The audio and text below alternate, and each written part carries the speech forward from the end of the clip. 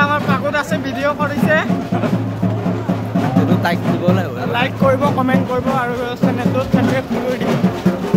এখন কিবা এটা হৈছে পুৰা দাম